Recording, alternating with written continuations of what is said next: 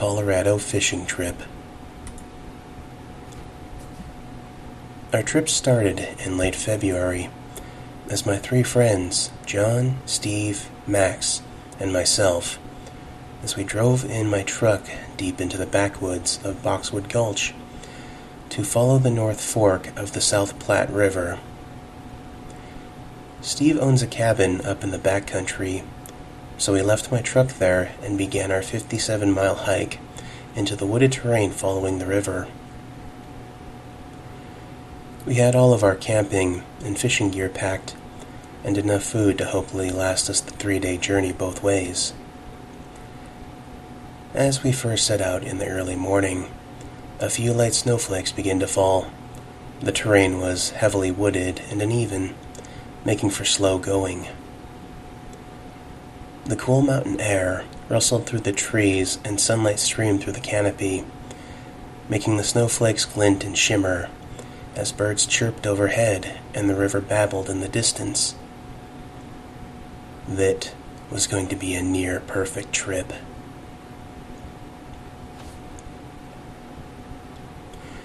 We stopped for a quick rest a few hours in. The weather had been slowly worsening since we had left, but it was only then that we realized how bad it had gotten. The snow was whipping around us in a blinding fury as the wind howled, making the trees creak and sway, almost threatening to snap. The ground had already accumulated a good 6 inches of snow. It was about midday, but the sky was black. And I don't mean dark due to the ever-intensifying storm. I mean that in between the gaps in the clouds, there was no blue. Just solid black. None of us really made a note of it at the time, as it was hard to notice through the thick cascade of snow and the limited visibility. After continuing our hike for some time, however, it became all too apparent that something was wrong. In addition to the sky, we also realized that there was nothing in the distance.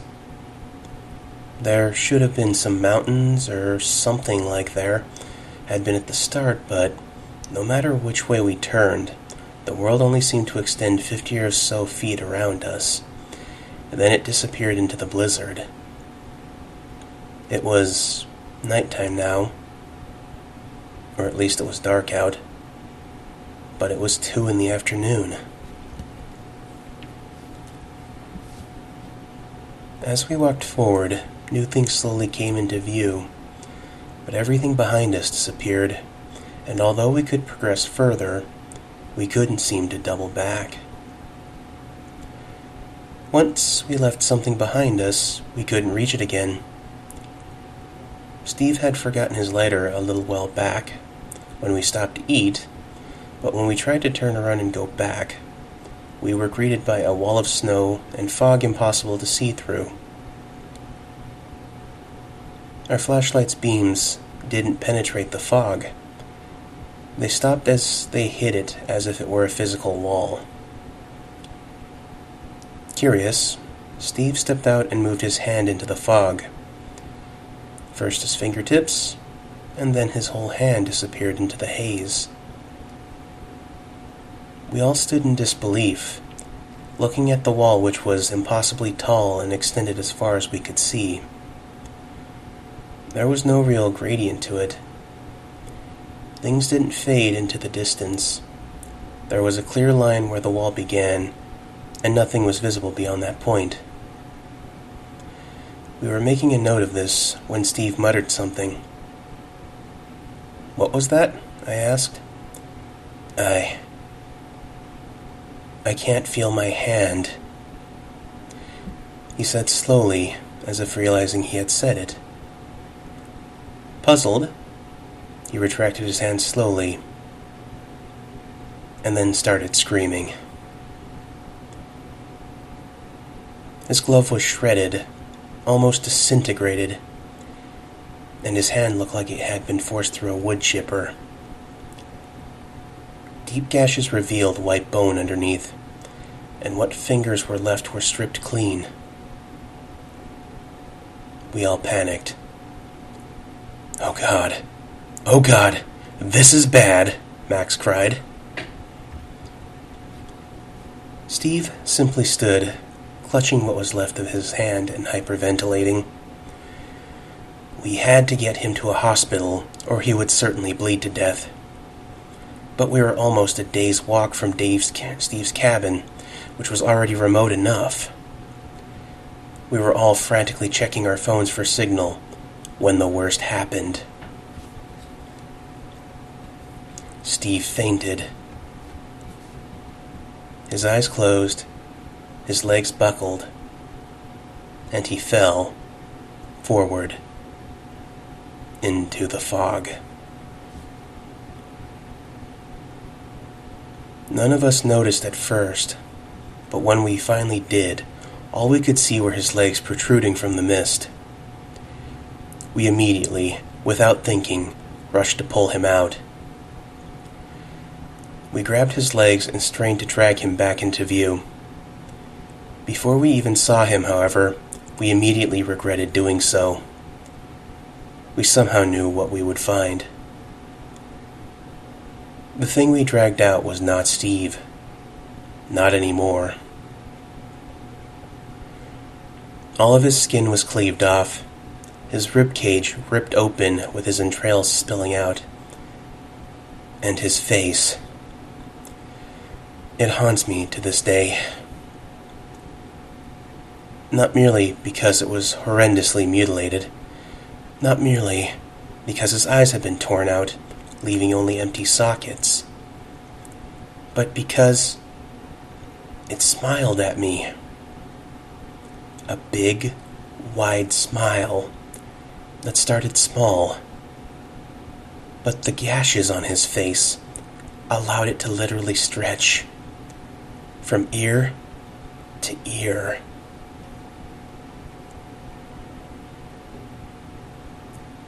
Max screamed and shoved Steve's mangled body back into the fog. We ran as fast as we could, the only way we could, deeper into the woods. Just as before, the snow and fog parted before us, but swallowed up everything we left behind. As we ran and ran, the scenery around us began to slowly change. The trees surrounding us now were withered and dead. The grass was flattened and bleached. In fact, everything around us was dead. Colors had all but disappeared, leaving only shades of gray, and an intensified feeling of loneliness and death. While we ran, we realized something. "Guys!" I shouted, while I ran, not daring to stop for even a minute. "We can't turn around and go straight back, but maybe we can circle around back to Steve's cabin. Then we can get the truck and get the hell out of here." John and Max nodded their heads, and we turned 90 degrees right and continued running. Eventually, we ran through what appeared to be a herd of deer, all of which were laying on the ground, gray and lifeless, hacked to pieces. Blood soaked the ground.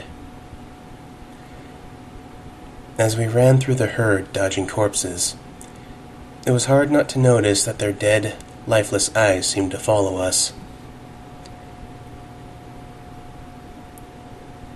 When we felt confident enough that we wouldn't be doubling back on ourselves, we turned toward Steve's cabin, towards safety.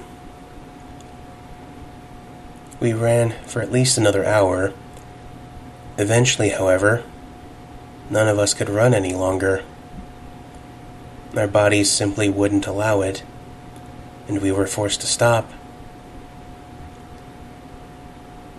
After some time, Max, John, and I managed to get a fire going despite the snow and the damp tinder. We had hoped that it would bring some sense of warmth and security, but we were wrong. The flames were a bright orange hue, bleeding some color into the grayscale world. It clearly did not belong, nor did we.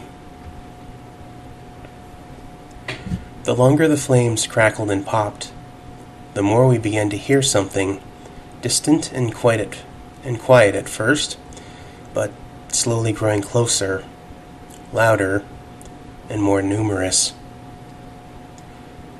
A chorus of blood-curdling wails and moans soon filled the air around us. Focused on the fire and pretending to be safe, mesmerized by its beauty, we didn't immediately notice a mangled deer carcass slowly dragging itself out of the fog and into view. Nor did we notice the second, nor the third. Finally, we snapped out of our trance just in time to scramble to our feet in terror as a myriad of different animal carcasses climbed out of the fog, drawn to the strange light of the fire. We were intruders in their world. I was paralyzed by fear, unable to breathe. I turned to my friends to find that they were no longer beside me. They had taken off running, leaving me behind. I turned around to run after them, but something grabbed me by my shoulder. I didn't need to turn around to know what it was. I could tell by the hand gripping my shoulder. A hand that looked like it had gone through a wood chipper. I flailed and managed to free myself before it could get a good grip on me, and I took off running. I didn't look back. No way did I want to see that face of what was once my friend. I could no longer see John or Max, and I assumed they must have been ahead of me. But I was the one with the keys to the truck, and Steve had the keys to the cabin. They wouldn't be any safer if I couldn't meet up with them, so I ran and ran faster and for longer than any human could possibly do under normal circumstances. Finally, after God knows how long, I could faintly make out a structure in the distance. It was the cabin. I felt a twinge of hope. The wails continued to ring out in the night air, but I seemed to have a lead on them at the time.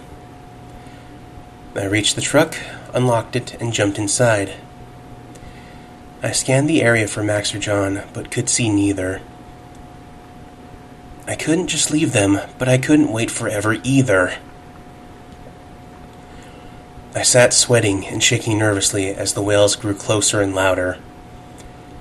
I had just about made up my mind to leave when I could suddenly make out someone sprinting towards me. It looked like Max. I started up the truck and motioned for him to run faster.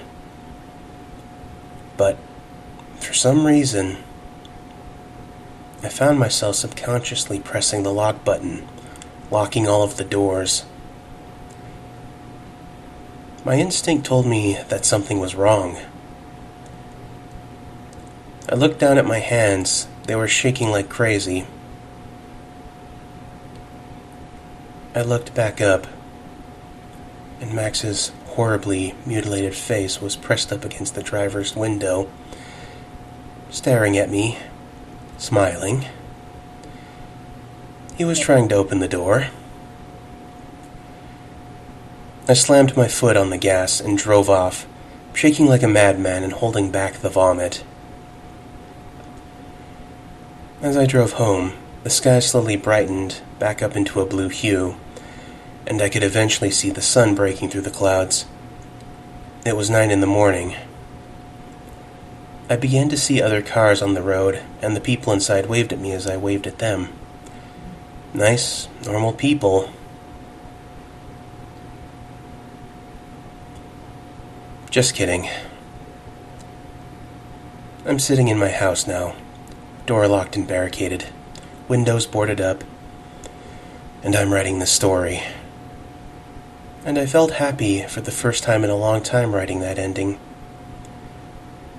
But that's not how it ended. I merely wish it had worked out like that. The truth is, as I drove, the sky did not brighten up, the sun did not reappear, and the fog still surrounded me as it now surrounds my house. I hear wailing all around, and knocks at my door constantly, and when I look through the peephole, all I ever see is something smiling at me. The stench of death is everywhere. The phone doesn't work. The TV and radio broadcasts nothing but static. And I hear the locks on my door being undone at night, and I must constantly keep watch and relock them. I'm simply waiting for the night they get into the house, when I forget to check the door, or when they break through the window, or when I wake up in the middle of the night to see them next to me. Their smiles, inches away from my face.